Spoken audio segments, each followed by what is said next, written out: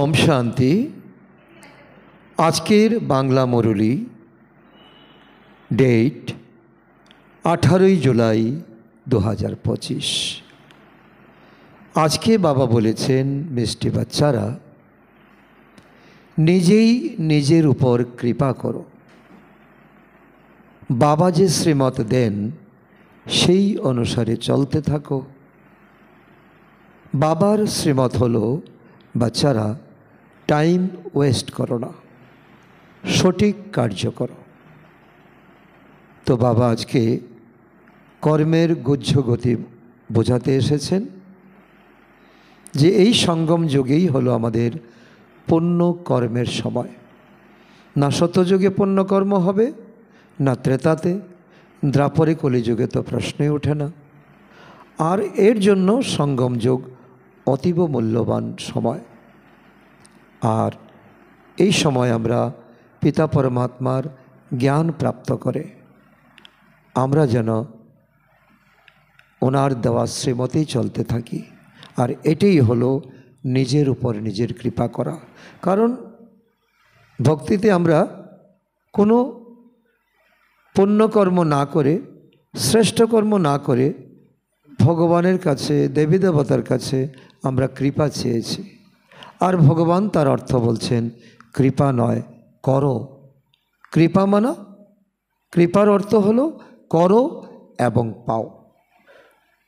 তাই নিজের উপর নিজের কৃপা অর্থাৎ পড়াশোনা করা, শ্রীমতে চলা, সময় নষ্ট না করা, কর্মকে সঠিকভাবে অনুভব করা। আজকের প্রশ্ন, যারা ভাগ্যশালী বাচ্চা তাদের মুখ্য ধারণা কি হবে? উত্তর, ভাগ্যশালী বাচ্চারা সকাল সকাল উঠে বাবাকে অত্যন্ত প্রেমপূর্বক স্মরণ করবে, বাবার সাথে মিষ্টি মিষ্টি কথা বলবে, কখনো নিজের প্রতি নির্দয় হবে না। তারা পাস উইথ অনার হওয়ার পুরুষার্থ করে নিজেকে রাজ্য ভাগ্যের উপযুক্ত করে তুলবে।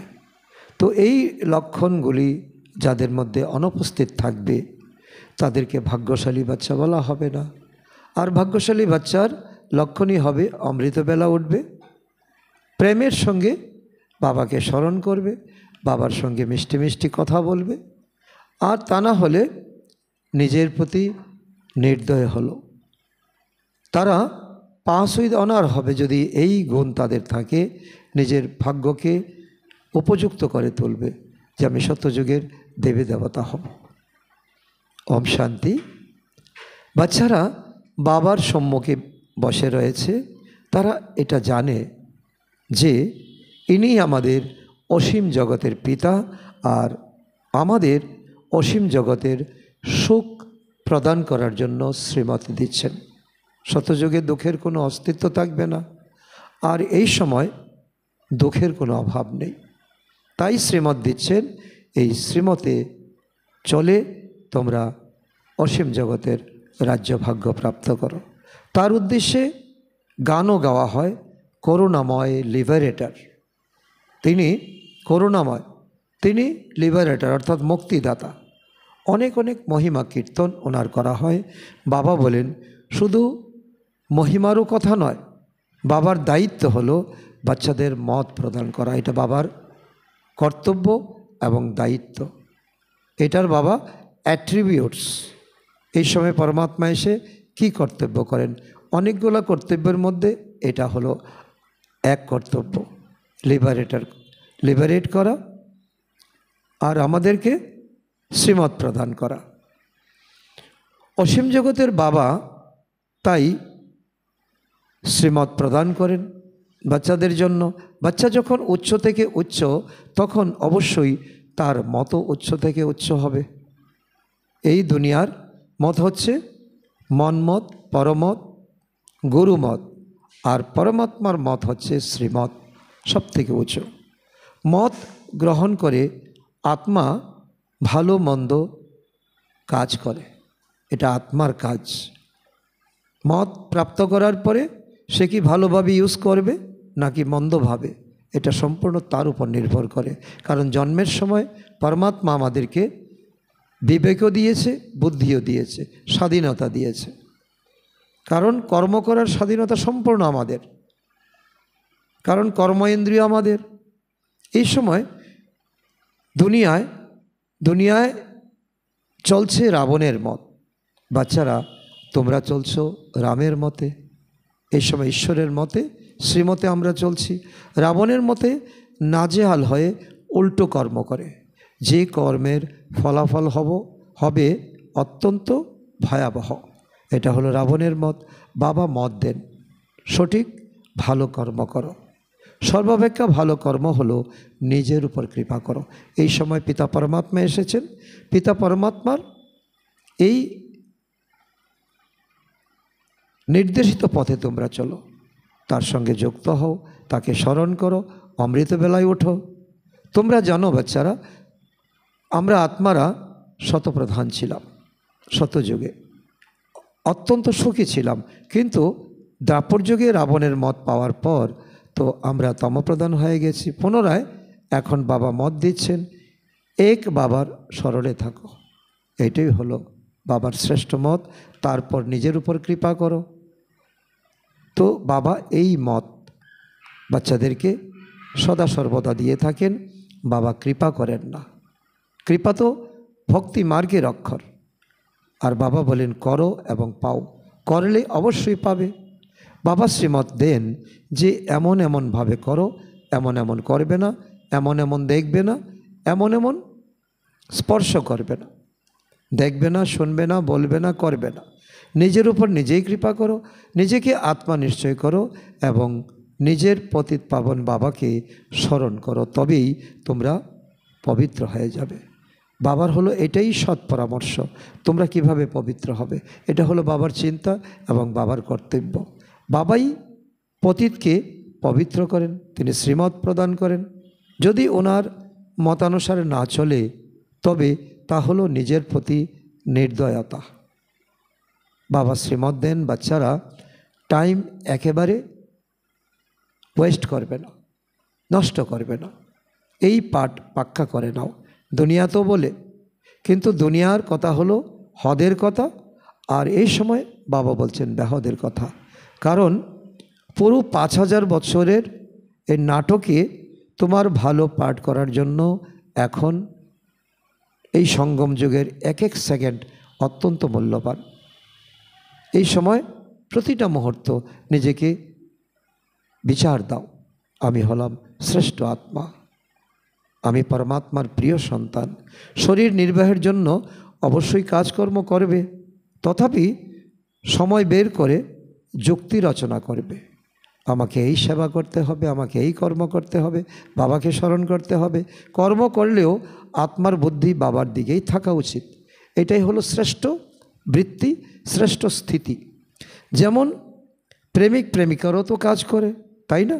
কিন্তু একে অন্যকে স্মরণ করতেই থাকে, স্মরণ করতে করতে কাজ করে, পরস্পরের প্রতি প্রেমাসক্ত হয়ে পড়ে।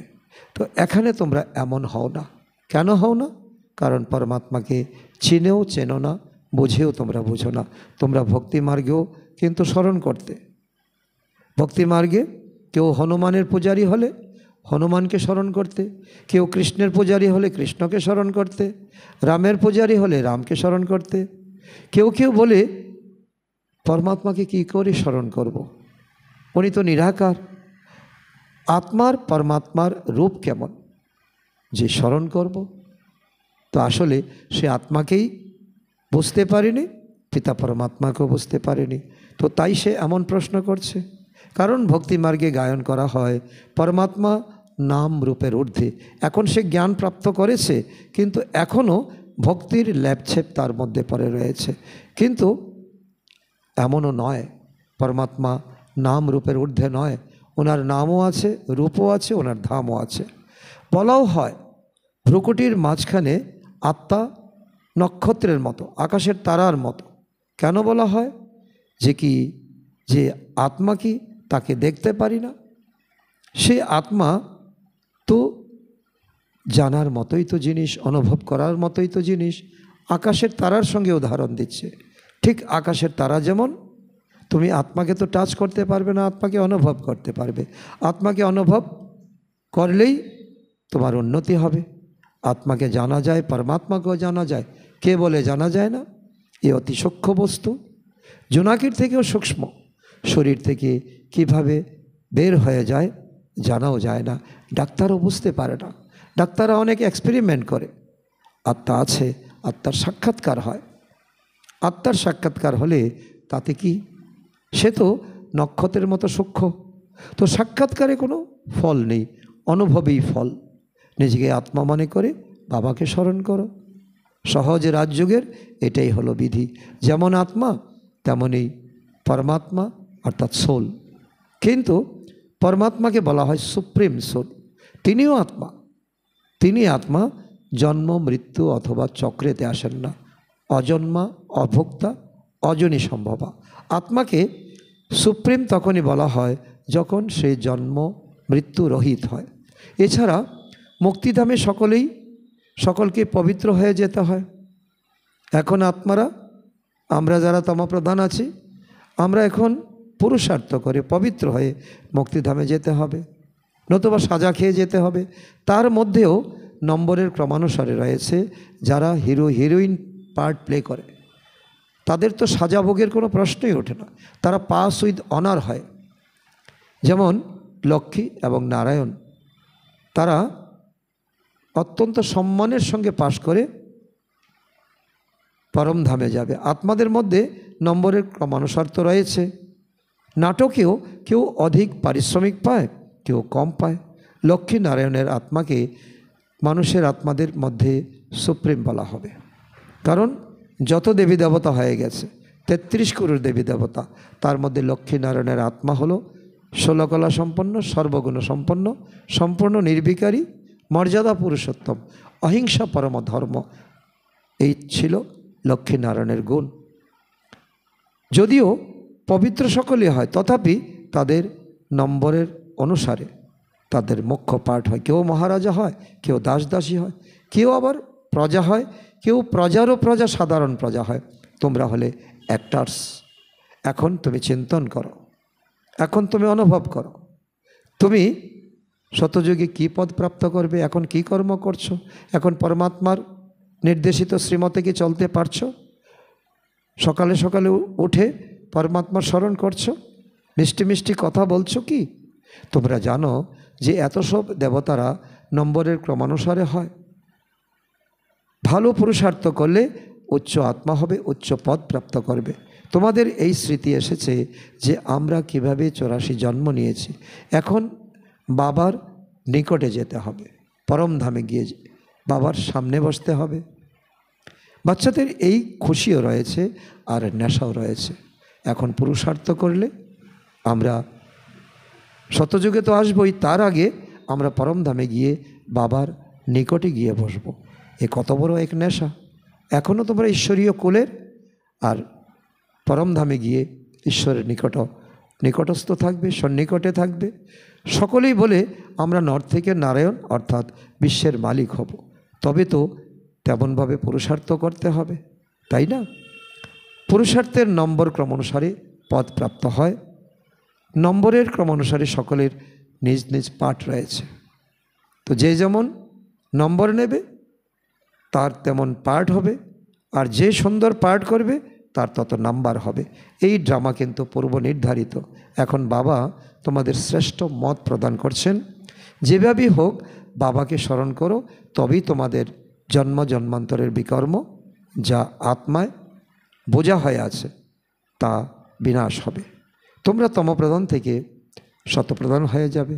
মাথায় অনেক পাপের বোঝা রয়েছে, সেগুলিকে যে করেই হোক এখানেই শেষ করতে হবে এই সঙ্গম যুগে, তবেই আত্মা তোমরা পবিত্র হবে। তমপ্রধানও তোমরা আত্মারাই হয়েছ, আর শতপ্রধানও আত্মাকেই হতে হবে। এই সময় সর্বাধিক বিকারী ভারতই দেবী দেবতার দেশ, আর ভারতেই সবচেয়ে বেশি তমপ্রধান হয়ে গেছে। তো এই খেলা ভারতের উপরই চলে। বাকি সব তো শুধু ধর্ম স্থাপন করতে আসে। ইব্রাহিম, বুদ্ধ, ক্রাইস্ট, শিখ, বিভিন্ন ধর্মাবলম্বীর আত্মারা ভিন্ন ভিন্ন সময় আসে দ্রাপরের পর থেকে। পুনর্জন্ম নিতে নিতে পরে সকলেই তমপ্রধান হয়ে যায়, স্বর্গের মালিক কিন্তু তোমরাই হও। দুই বিড়াল লড়াই ঝগড়া করবে, মাঝখানে তোমরা রাজত্ব প্রাপ্ত করবে। তোমরা জানো ভারত অত্যন্ত মহান দেশ, যে ভারতে স্বয়ং ভগবানের অবতরণ, এই ভারত ভগবানের জন্মস্থান। এখন কত গরিবকেই সকলে সাহায্য করে, প্রতিটি বিষয়ে ভিক্ষা দিতেই চায়, ভিক্ষা তো চাইতেই থাকে। ভারত অনেক দুর্বল হয়ে গেছে। পূর্বে অনেক আনাজপাতি এখান অর্থাৎ ভারত থেকে বিদেশে যেত, এখন দরিদ্র হয়ে বিদেশ থেকে ভারতে এখন রিটার্ন সার্ভিস হচ্ছে, যা নিয়ে গেছে তা ঋণ হিসাবে তারা পরিশোধ করছে। কৃষ্ণ এবং খ্রিশ্চান রাশি কিন্তু একই, খ্রিশ্চানরাই ভারতকে গ্রাস করেছে, তারাই ভারতকে শাসন করেছে, ভারতের সমস্ত রত্ন ধন লুট করে নিয়ে গেছে। এই ড্রামা অনুসারে পুনরায় তারা পরস্পরের নিজেদের মধ্যে লড়াই করে, আর বাচ্চারা মাখন তোমরা পেয়ে যাও, তোমরা স্বর্গরূপী মাখন তোমরা প্রাপ্ত করবে। তারা লড়াই ঝগড়া করবে, কৌরব যাদব লড়াই করবে, বম তো তারাই বানাচ্ছে। এমন নয় যে কৃষ্ণের মুখে মাখন ছিল, এ তো শাস্ত্র লেখা রয়েছে সমগ্র দুনিয়া কৃষ্ণের হাতে থাকে। চিত্রেতে দেখানো হয়নি, দেখানো হয়েছে যে কৃষ্ণের হাতে এই পৃথিবীরূপে স্বর্গরূপী গোলা, আর পা তার নরকের দিকে। তোমরা সমগ্র বিশ্বের মালিক হয়ে যাও। বাচ্চারা তোমরা জানো আমরা বিশ্বের মালিক হয়ে যাই, তাহলে কত খুশিতে থাকা উচিত তোমাদের প্রতি কদমে পদম। শুধু একমাত্র লক্ষ্মীনারায়ণের রাজত্ব ছিল তা নয়, রাজবংশ ছিল, যেমন রাজারানী তেমন প্রজা, সকলের পায়ে পদম গুণ ছিল, সকলেই সমৃদ্ধশালী ছিল, অর্থাৎ সকলের কাছে পদমগুণ ঐশ্বর্য ছিল। ওখানে অগণিত ধন রত্ন ছিল, পয়সা করির জন্য কেউ পাপ কর্ম করত না। আর এখন এই সময় কাউকে কিছু টাকা দিলেই কাউকে খুন করে ফেলছে, অনেক কুকর্ম করে ফেলছে। তো সেখানে অগাধ ধন সম্পদ থাকে। আলাউদ্দিনের আশ্চর্য প্রদীপের নাটক আছে না, আল্লাহ যিনি আলাউদ্দিন অর্থাৎ যিনি দেবী দেবতা ধর্ম স্থাপন করেন, সেকেন্ডে জীবন মুক্তি দিয়ে দেন, এটাই আলাউদ্দিনের আশ্চর্য প্রদীপ। তো ঠোকা মেরেছে আর ধনরত্ন সামনে হাজির হয়েছে, আর এই বাবা বলে কি 1 সেকেন্ডে তোমার মুক্তি এবং জীবন মুক্তি। তো এতটাই নিশ্চয় বুদ্ধি তোমাদের থাকতে হবে, সেকেন্ডে সাক্ষাৎকার হয়ে যায়। তো অসীম ধন সম্পদের সাক্ষাৎকার হয়ে যায়, দেখানো হয়েছে। তো মীরা কৃষ্ণকে সাক্ষাৎকার করে নৃত্য করতে থাকে, বলে কি না আমার শাদী হয়ে গেছে, আমার বিয়ে হয়ে গেছে গিরিধর গোপালের সঙ্গে। তো ভক্তিমার্গে শুধু সাক্ষাৎকারের আশা থাকে, সাক্ষাৎকার হয়। বাচ্চারা এই সময় তোমাদের এইম অবজেক্ট সাক্ষাৎকার হয়, তোমরাও দেখতে পারো শতযুগে তোমরা প্রিন্সেস হবে, তারপর বড় হয়ে তোমরা রাজগদ্দিতে বসবে। তোমরা জানো বাচ্চারা যে আমরা এমন হব, তবেই তো তোমাদের নেশা জাগছে, এবং রোজ দিন তোমরা বাবার নির্দেশিত পথে তোমরা চলছো, পুরুষার্থ করছো। বাচ্চারা ভুলে যায়, তাই তাদের বেজ দেওয়া হয়। বেজ হচ্ছে না ভুলে যাওয়ার একটা চিহ্ন। বেজ তোমাকে স্মরণ করাবে আমি যে পরমাত্মার সন্তান, এখন আমরা অসীম জগতের পিতার সন্তান হয়েছি, কত খুশি, কত নেশা থাকা উচিত। তো এ তো প্রতি মুহূর্তে পাক্কা করে নেওয়া উচিত, 1 সেকেন্ডের জন্য ভোলা উচিত নয়। কিন্তু মায়া বিরোধিতা করে, তখন খুশি উড়ে যায়। বাবাকে স্মরণ করতে থাকলে দেখবে তোমাদের নেশা চড়বে, আর এই নেশা হলো ঈশ্বরীয় নেশা। আর বাইরের জগতের কোন নেশা, সে ক্ষণিক সময়ের নেশা, আর ক্ষণিক সময় পরে নেশা থাকে না। আর ঈশ্বরীয় নেশা তোমাকে চড়াতে হয়, আর সারাদিন তুমি চড়ে থাকতে পারবে। তো বাবা ওই স্থূল নেশা করলে তোমার শরীরের অঙ্গহানি হয়, কিন্তু এই নেশা তোমাকে বিশ্বের মালিক বানিয়ে দেন। পুনরায় মায়া ভুলিয়ে দেয়, তখন কিছু না কিছু বিকর্ম হয়ে যায়। বাচ্চারা, তোমাদের স্মৃতি এসেছে না যে আমরা 84 জন্ম নিয়েছি, আর কেউ 84 জন্ম নেয় না। এও বুঝতে হবে, যত আমরা স্মরণ করব ততই উচ্চ পদ লাভ করব। পুনরায় নিজ সমান তৈরি করতে হবে, প্রজা তৈরি করতে হবে। Charity begins at home. দয়া দাক্ষিণ্য নিজের ঘর থেকে শুরু করো। নিজের সন্তানের সঙ্গে ভালো ব্যবহার করো, স্ত্রীর সঙ্গে ভালো ব্যবহার করো। স্ত্রী হলে পতির সঙ্গে ভালো ব্যবহার করবে, প্রতিবেশীর সঙ্গে ভালো ব্যবহার করবে। তীর্থেও সবাই আগে নিজে যায়, তারপর আত্মীয় পরিজন ইত্যাদিকে একত্রিত করে নিয়ে যায়। তো তাই তোমরাও প্রেম পূর্বক সকলকে বোঝাও। এটাও তোমাদের নাম্বার জমা হবে ঈশ্বরীয় খাতায়। তোমাদের পরবর্তী জন্মে তোমাদের জন্য, পরজন্মের জন্য কামাই জমা করতে হবে না। সকলে বুঝবে না, একই ঘরে বাবা বুঝবে কিন্তু সন্তান বুঝবে না। মাতা পিতা বাচ্চাদের যতই বলুক যে এই পুরানো দুনিয়ার প্রতি আকৃষ্ট হয় না, তবু মানবে না। এই হলো ঈশ্বরীয় নেশা। বিরক্ত করে। যারা এখানকার স্যাপলিং হবে, দেবী দেবতা ধর্মের হবে, তারাই এসে বুঝবে। তাদেরকে কোনো শক্তি নাই আটকে রাখবে। তারা এখানে আসবেই, তারা ঈশ্বরকে ভালোবাসবেই, ঈশ্বর থেকে প্রাপ্তি পাবেই। এই ধর্মের স্থাপনা দেখো কিভাবে হয়। অন্যান্য ধর্মাবলম্বীদের স্যাপলিং রোপণ করা হয় না, তারা ওপর থেকে আসে।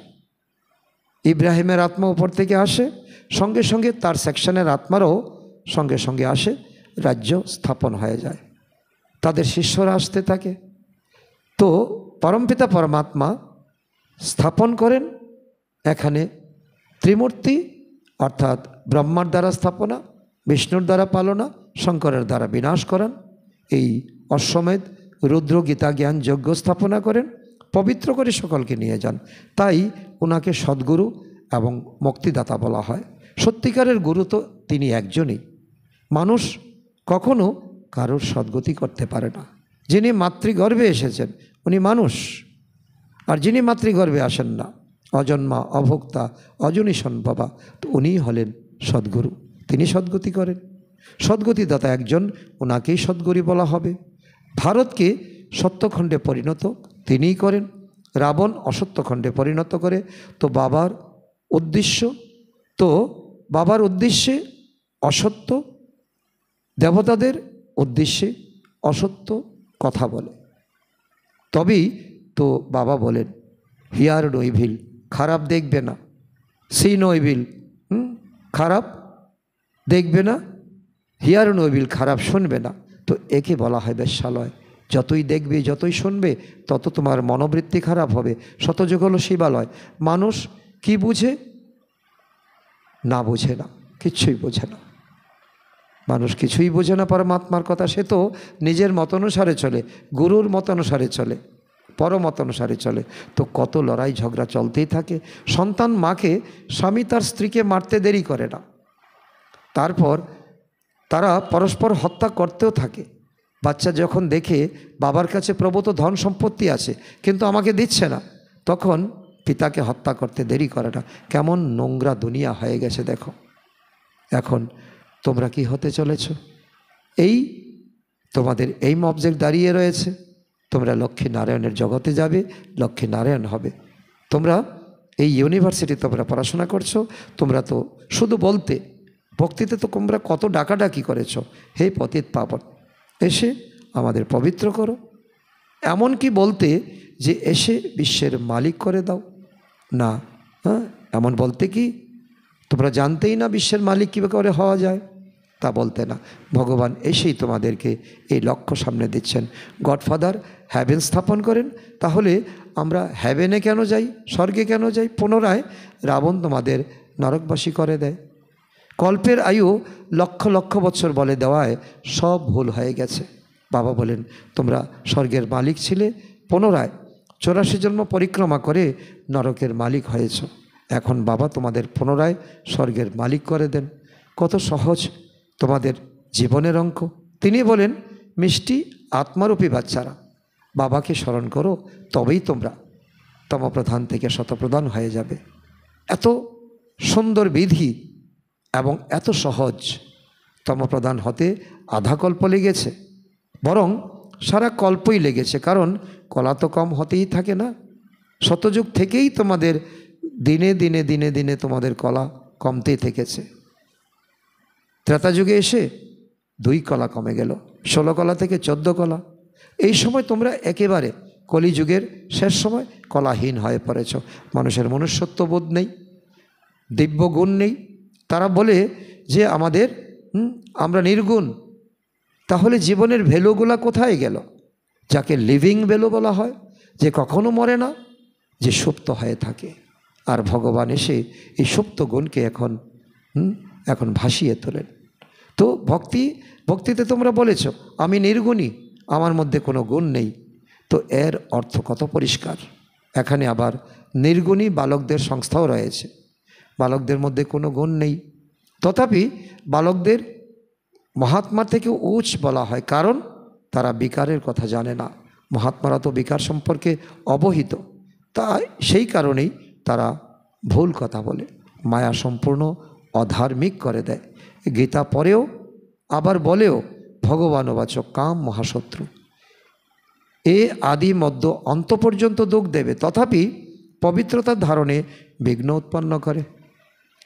সন্তান যদি বিবাহ না করতে চায় তো বাবা রুষ্ট হয়ে পড়েন। বাবা বলেন বিয়ে তোমাকে করতেই হবে, সংসার ধর্ম তোমাকে করতে হবে। বাবা বলেন বাচ্চারা তোমাদের শ্রীমত অনুসারে চলতে হবে। লৌকিক বাবাকেও লৌকিক মাকেও কায়দা করে বলতে হবে, যুক্তি দিয়ে কথা বলতে হবে। যারা ফুল হওয়ার নয় তাদের যতই বোঝাও তারা কিন্তু মানবে না। ফুল, তুমি তো ফুল হচ্ছ না, আর যে কাটা সে তো কাটাই থেকে যাবে, তাকে যতই বোঝাও। তার জন্য বাবা বলেন নব্জ দেখে এই জ্ঞান বিতরণ করো। কোথায় বাচ্চারা বলে যে আমরা বিবাহ করব না, তখন মাতা পিতা কত অত্যাচার করে, বিবাহ করতেই হবে।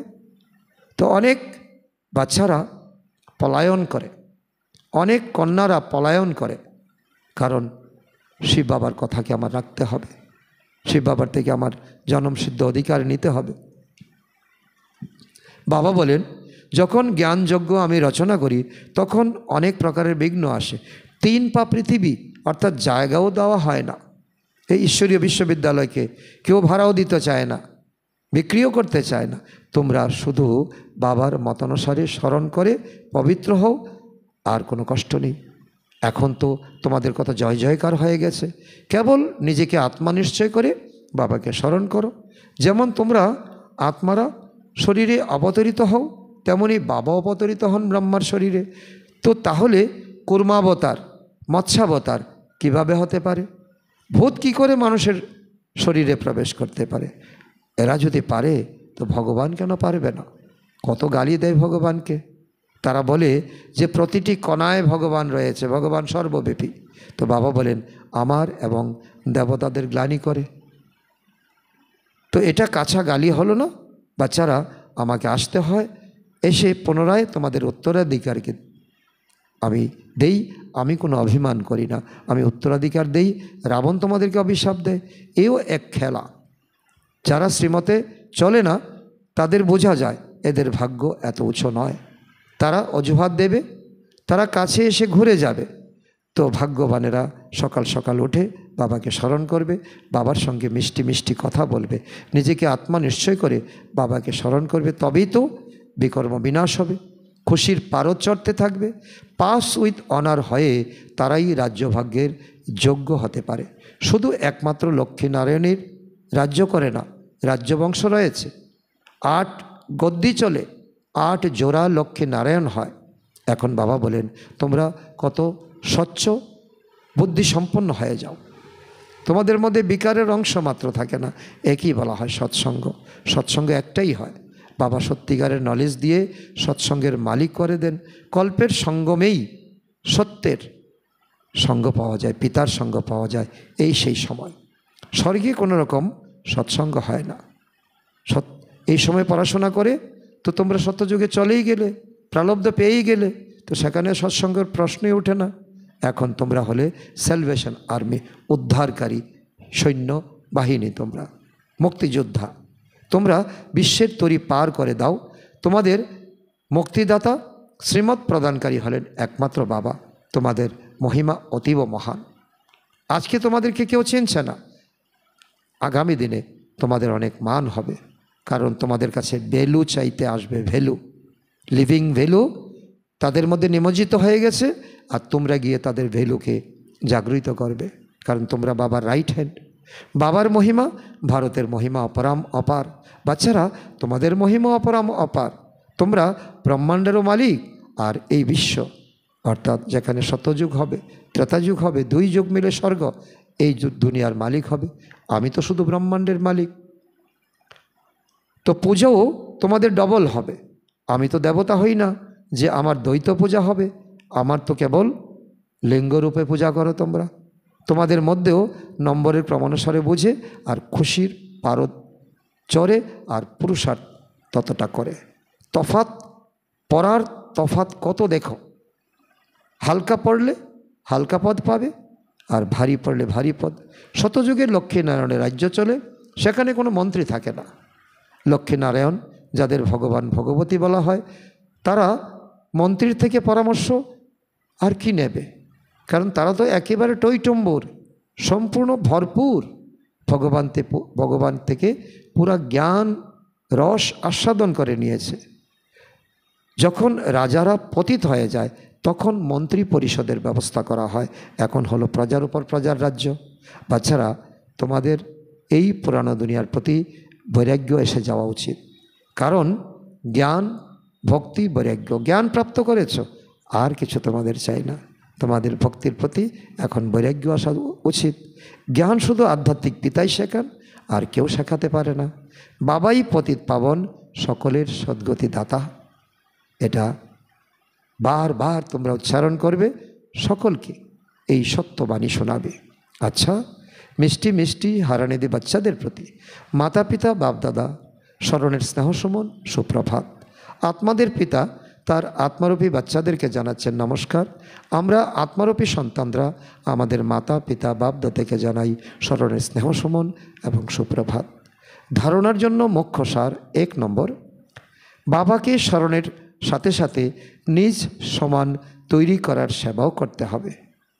Charity begins at home. দয়া দাক্ষিণ্য ঘর থেকে শুরু হয়। সকলকে প্রেমপূর্বক বোঝাতে হবে। কেউ বুঝবে, কেউ বুঝবে না, কেউ তিরস্কার করবে, কেউ গালি দেবে, তাতে তোমরা মান অভিমান করবে না। নাম্বার 2, এই পুরানো দুনিয়ার থেকে অসীম জগতের বৈরাগ্য হতে হবে।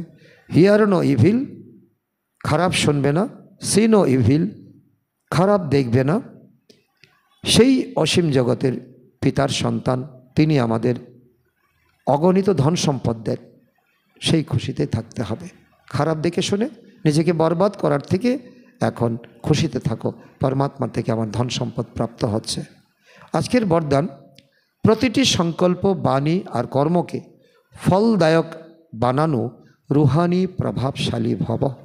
রুহানি প্রভাবশালী, আত্মাকে রুহ বলা হয়, আত্মার শক্তিকে বলা হয় রুহানি। তো এই রুহানি প্রভাবশালী আত্মার মধ্যে যখন শক্তি আসবে, তখন তোমাদের প্রভাব অনেক বেড়ে যাবে। তো কিভাবে বাড়বে? তোমাদের প্রতিটা সংকল্প মনে চলে, আর বাণী মুখে চলে, আর কর্ম তোমরা হাতে করবে। এই 3-এর সমন্বয় যখন হবে, তখন তোমরা রুহানি প্রভাবশালী হবে। তার অর্থ হলো, যখনই কারো সম্পর্কে আসো, তখন তার প্রতি মনের ভাবনা, স্নেহ, সহযোগ আর কল্যাণের সাথে প্রভাবশালী হবে। প্রত্যেক বাণী কাউকে সাহস, উৎসাহ দেওয়ার মতো প্রভাবশালী হবে। সাধারণ বার্তালাপ করে যেন সময় চলে না যায়। গল্পগুজব করে সময় কাটাবে কেন? তোমরা তো এখন সময়ই পাবে না। এরকম প্রত্যেক কর্ম ফলদায়ক হবে, সেটা নিজের প্রতি হোক বা অন্যের প্রতি। নিজেদের মধ্যে প্রত্যেক রূপে প্রভাবশালী হও, তখন বাবাকে প্রত্যক্ষ করার নিমিত্ত হতে পারবে। তার জন্য সময় কত ভ্যালুয়েবল। আজকের স্লোগান, এমন শুভচিন্তক মনি হও যে তোমাদের কিরণ সারা বিশ্বকে আলোকিত করতে থাকবে, তোমার বিচ্ছরণ সারা পৃথিবীতে ছড়িয়ে পড়বে। আজকের অব্যক্ত ইশারা, সংকল্পের শক্তি জমা করে শ্রেষ্ঠ সেবার নিমিত্ত হও। সময় অনুসারে শীতলতার শক্তি দ্বারা প্রত্যেক পরিস্থিতিতে নিজের সংকল্পের গতিকে, বাণীকে শীতল আর ধৈর্যশীল বানাও। যদি সংকল্পের স্পিড ফাস্ট হয় তাহলে অনেক সময় ব্যর্থ যাবে, কন্ট্রোল করতে পারবে না। এই জন্য শীতলতার শক্তি ধারণ করে নাও, তাহলে ব্যর্থ থেকে বেঁচে যাবে। তো এই কেন, এই কি, এরকম নয় ওই রকম, এই ব্যর্থের ফাস্ট গতি থেকে মুক্ত হয়ে যাবে। আর এটা একান্ত দরকার। সময় তোমাদের অনেক মূল্যবান। আজকের সমান আমি রুহানি প্রভাবশালী আত্মা। আচ্ছা, ওম শান্তি।